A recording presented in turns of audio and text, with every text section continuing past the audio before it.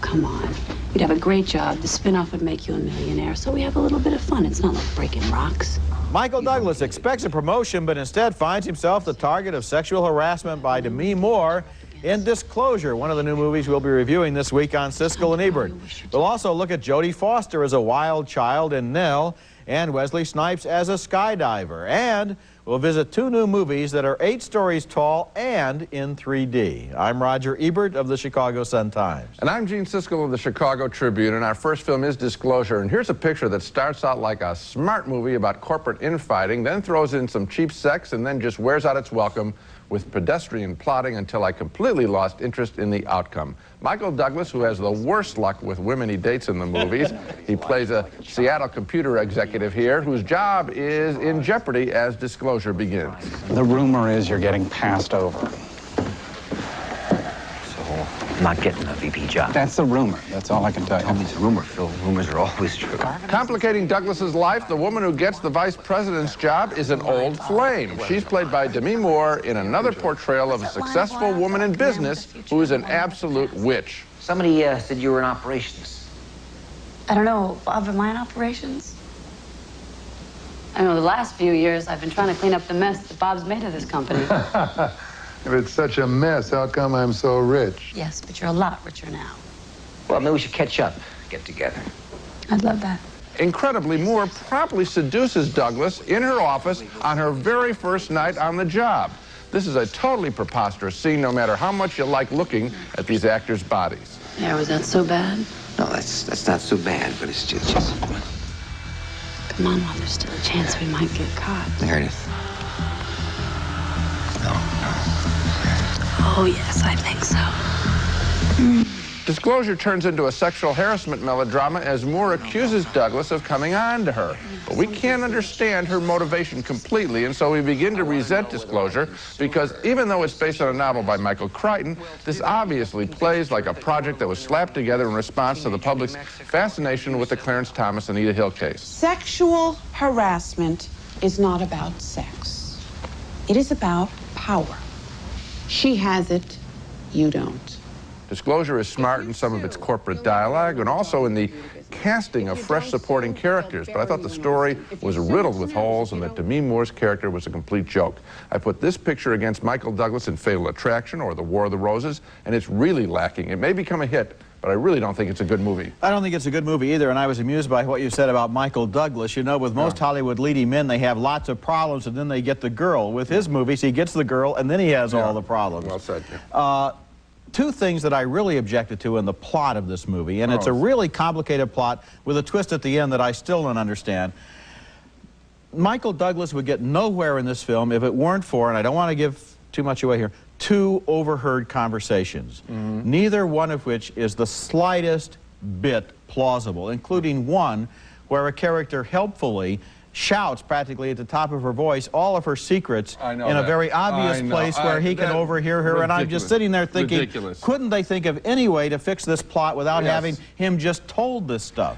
To come on to him, I want to take right at the premise, Roger, for her to come on to him the first night on the job is this is supposedly a woman who is smart enough to rise in the corporate structure, not easy in the computer world. But gets dumb when sex becomes involved, gets dumb when violence becomes involved. She has all the sexual sophistication of a Hell's Angel in this movie. It's really insults our intelligence. Okay, next movie is Drop Zone, a thriller about people who are skydivers, kidnappers, and computer hackers, and sometimes they're all 3 at the same time. The movie stars Wesley Snipes as a U.S. Marshal whose prisoner has escaped after terrorists blow a hole in the side of a 747. He goes on the trail of the expert skydivers he believes pulled the stunt, and that leads him to a daredevil skydiving instructor played by Yancey Butler. You know, cops, I don't like them. time you've met one has been right after you've broken the law. Yeah. The criminal gang is headed by Gary Busey, Hollywood's villain du jour, who has kidnapped a federal prisoner played by Michael Jeter. Busey's plan used Jeter's computer genius to sell government secrets to South American drug lords. Here come your Miami undercover agents. Finally.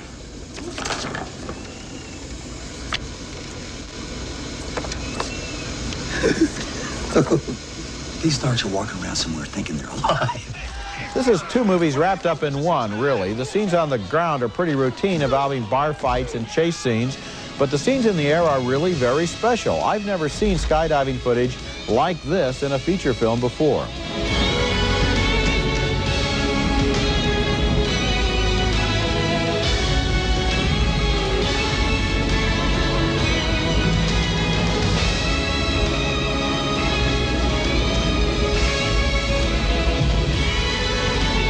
I'm giving Drop Zone thumbs down because of the goofy plot, but not without a lot of respect for the craftsmanship and artistry that went into the skydiving scene. I had the same reaction, Roger, although I wouldn't call the plot goofy. I'd call the plot traditional, boring, and uninspired. And, yeah. you know, when you go into a project like this, you know that you're going to have a team that's going to give you great, exciting footage. That's the basis on which the film is sold. So then why can't you have an equal responsibility to develop a fresh story? Because you know you've got the good stuff here. It would seem this picture would seem to be a walkover as a production, but they didn't even try in the story. It's profoundly boring when it's earthbound. Yeah, there's one of the things that they could have done, I think, is to have looked more carefully at Gary Busey and his gang. Basically, his role is not nearly as interesting as, for example, in Under Siege. We know he's an actor who can handle a great villain, and here they just they phoned this in when they should have been using the motive somewhere else. The idea that we're going to learn something about the skydiving culture. Well, I got news for you. On the basis of this film, it doesn't look like those people are that interesting. It's the same as every other macho culture. If you walk into a skydiver bar, they try to beat you up. It's your bar fight rule. Bars exist in the movies, not for drinking, but for fighting. That's Coming right. up next, two-time Oscar winner Jodie Foster makes a bid for #3 with Nell, the story of a wild child in the beautiful backwoods of North Carolina. Never encountered any of the images of the modern world? Never seen a car, a television, a gun, a Hershey bar? Sir. Me is, Me is Nell. And I'm not Nell. Oh, I've got it. Miss, Little. Little. Arna. Big. That's Jodie Foster, of course, as Nell, a backwoods wild child who will be observed and tamed and embraced by the doctors who study her in Nell, a marvelous movie reverie about natural human beings and the natural earth, featuring another great Jodie Foster performance at its center. Foster plays a young woman who grew up in isolation in a rural cabin. Her mother had a stroke, so Foster never learned how to speak properly from her, so there is innocence and sadness in Nell as she is spied upon by a doctor played by Liam Neeson, fresh, of course, from Schindler's List. You're Nell. I'm Jerry.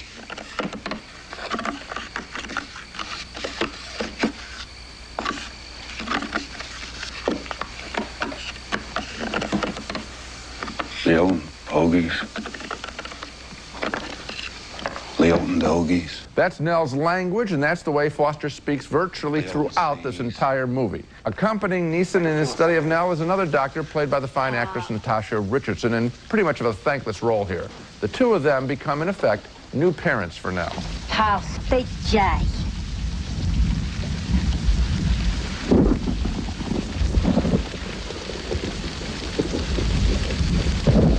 Mommy loves Daddy, really. Director Michael Apted, who made Coal Miner's Daughter in roughly the same territory, is as much enamored, I think, of the countryside as of Nell herself. Foster obviously takes risks with this performance, but she never comes across as a Hollywood star slumming in this role. It's hard for stars to get clean before our eyes. They have so much baggage with other films and interviews and public scandals, but Jodie Foster managed to strip away all of that and create a fresh human being in a film that's a wonderful piece of work, save for a too preachy trial scene toward the end. Otherwise, for me, thumbs up on Nell. Thumbs up for me, too. And you mentioned the director, Michael Apted. He is a British director who seems to have specialized in finding out-of-the-way corners of the United States, the South, the West, to make films about the kinds of people who live there. And of course, he also made that great documentary series in England, the 28, 35 Up movies. Right. He's fascinated by how what happens in childhood affects the course of an entire life. Right. That's what Coal Miner's Daughter was about. That's what Nell is about. And this woman, who was at first thought of as mentally retarded, turns out to be a wonderful resource for all of the people who meet her once they figure out that just because she's different doesn't make her bad. Yeah, also, I like the way he has respect for the landscape, and the film takes the time to show us shots that are absolutely pure and breathtaking, and we see that this woman is equally as pure. It's a beautiful film in honor of just beautiful, clean images. And you know, Liam Neeson is good too. There's a tenderness. Yes, he is. He's a big, strong guy. He started out doing some action roles earlier in his career. He has a really nice tenderness about him that is just right for this role. When we come back, we were both in the Big Apple recently to take a look at IMAX in 3D, the biggest movie screen in the world, linked to 3D photography. It's quite a show. We'll take you to it.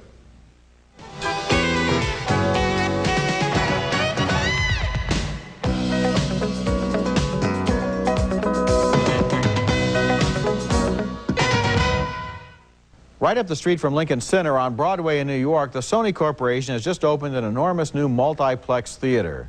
Regular movies play on most of the screens, but the theater also includes an IMAX installation. And as you probably know, both IMAX and its counterpart Omnimax have screens that are 8 stories high with incredible surround sound. That's only part of the story, though, because for the opening of this new IMAX theater, they produced 2 spectacular films in 3D. Neither one is strong on story, but their images are sort of amazing. One of them is called The Last Buffalo, and it contains wonderful footage of the flora, the fauna, and the majestic landscape of the American West. Of course, these images are not in 3D, so you're going to have to imagine what they would be like if they were. The other film, which I think is the better of the two, is Into the Deep, and this is an underwater film that pays close attention to the lifestyles of the denizens of a Caribbean coral reef.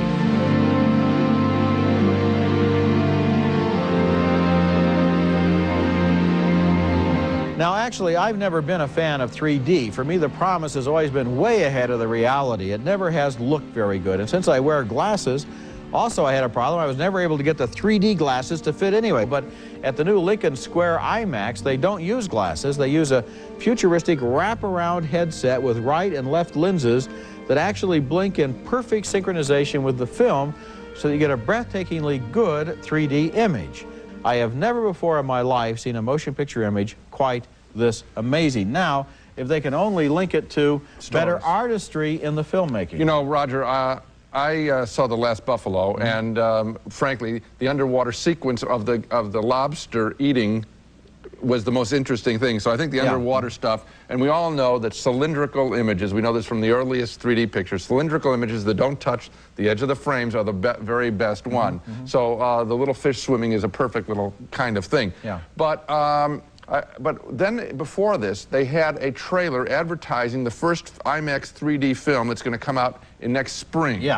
And boy, did the actors look cornball in that. It looked very stagey. It looked like some sort of diorama you might see at a Museum of Science and Industry with, you know, the Eskimos as they were 100 years ago. It didn't look very real. So I'm holding my judgment on whether or not this format can be adapted to storytelling. We'll see. I'm skeptical about it. Well, the actors looked incredibly real to me. There was one shot where Val Kilmer seemed to be right there in front of me, and I thought that was an intriguing effect. I thought he looked stiff. As far as the things touching the side of the screen, the beautiful thing about IMAX is the screen is so big that in essence you're not really aware of the sides of the screen, so that you do get a much better 3D effect than you would with a much smaller screen. When we come back, Gary Oldman as Ludwig van Beethoven in Immortal Beloved. Music is a dreadful thing. Look at and listen to. It's Immortal Beloved, the story of the private passions of Ludwig van Beethoven, told as a mystery. The mystery of whom did Beethoven address as my immortal beloved in a letter, leaving this person his entire estate when he died. Beethoven scholars don't know who it was to this day, but writer-director Bernard Rose theorizes an answer as we meet 3 principal women in Beethoven's life. First up is Valeria Golino as an aristocrat whom Beethoven offers to teach piano. The marvelous actor Gary Oldman plays Beethoven. You think, because I did not stop you, that I am not listening. A mistake is nothing. But the fact that you thump out the notes without the least sensitivity to their meaning is unforgivable. Also involved with Beethoven as sort of an advisor and patron is Isabella Rossellini as a countess. He suggests that she replace the hole in her heart left by the death of a son by allowing Beethoven and his young nephew and ward Karl to reside with her. I know the sorrow Johanna feels. She has no right to him! He's his mother. She's his mother! And then there is Karl's mother, Beethoven's sister-in-law, played by Johanna ter Steeg, who, along with Beethoven's longtime personal secretary, played by Jeroen Krabbe, has a strong appreciation of the demons that beset the composer. Can you look me in the eye and tell me that a mother has no right to see her son? I will fight this. Of course, the main character in the film is the music, provided by the London Symphony with Sir George Solti conducting.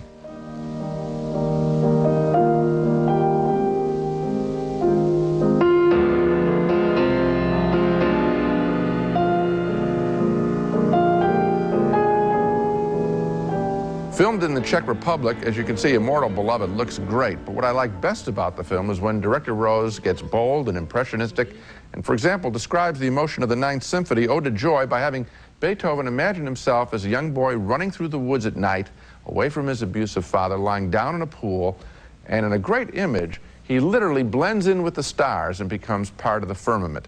That image, and another of a woman crying at a windowsill, describes the beauty of Immortal Beloved. Oh, you know, I thought of exactly the same image when I was thinking back on this film. Bernard Rose is one of the great image makers among active directors. His movie Paper House, for example, was just filled with great images, and so is this one.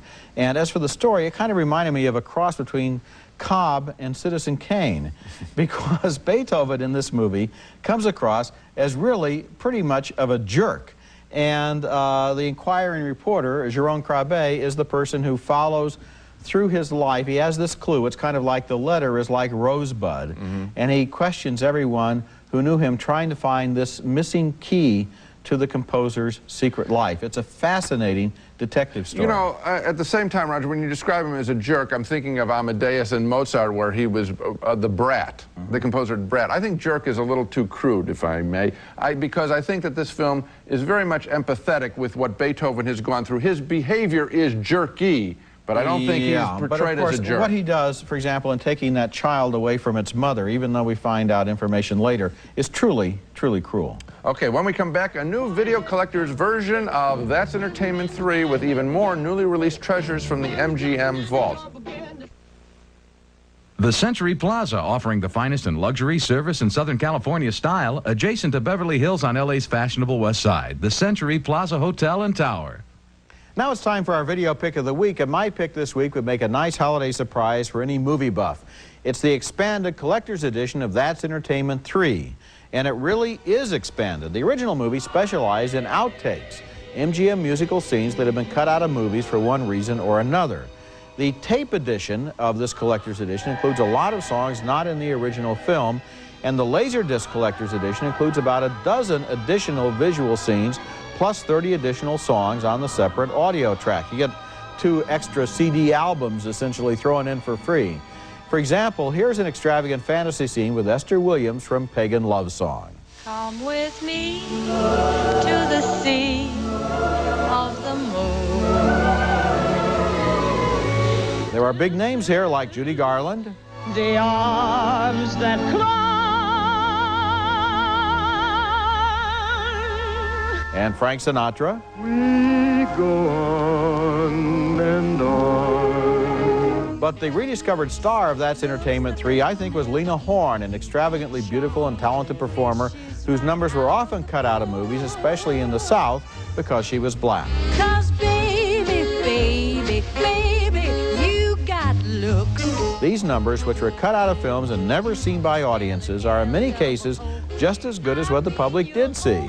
And That's Entertainment 3 is like a private key to the MGM vaults. It's my video pick of the week.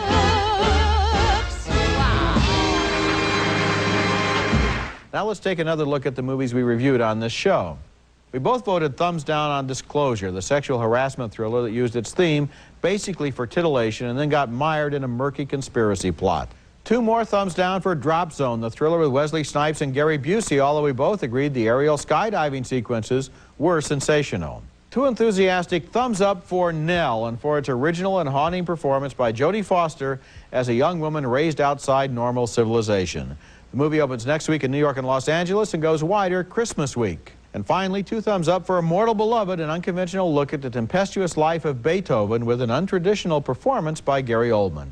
The film opens next week in New York, LA, San Francisco, and Toronto and goes wider in January. So, Immortal Beloved and especially Nell with Jodie Foster, really terrific. I agree, Roger. That's it for this week. Next week, we'll be back with reviews of more big holiday movies, including Legends of the Fall, starring Anthony Hopkins as a pioneer father of Brad Pitt, Aidan Quinn, and Henry Thomas, the little guy from E.T. who's grown up. Also, Speechless with Michael Keaton and Gina Davis as competing speechwriters in politics who find that opposites do attract. That's next week, and until then, the balcony is closed. While you're watching your favorite movies, let Dynamark Security Centers watch your home. Call Dynamark today at 1-800-448-2891.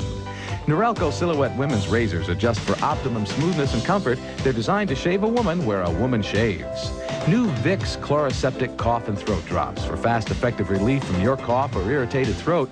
Vicks Chloraseptic, the sore throat experts. It's America's favorite jelly bean, Jelly Belly, now appearing at theaters and video stores with good taste. Jelly Belly beans, try 'em, you'll love 'em.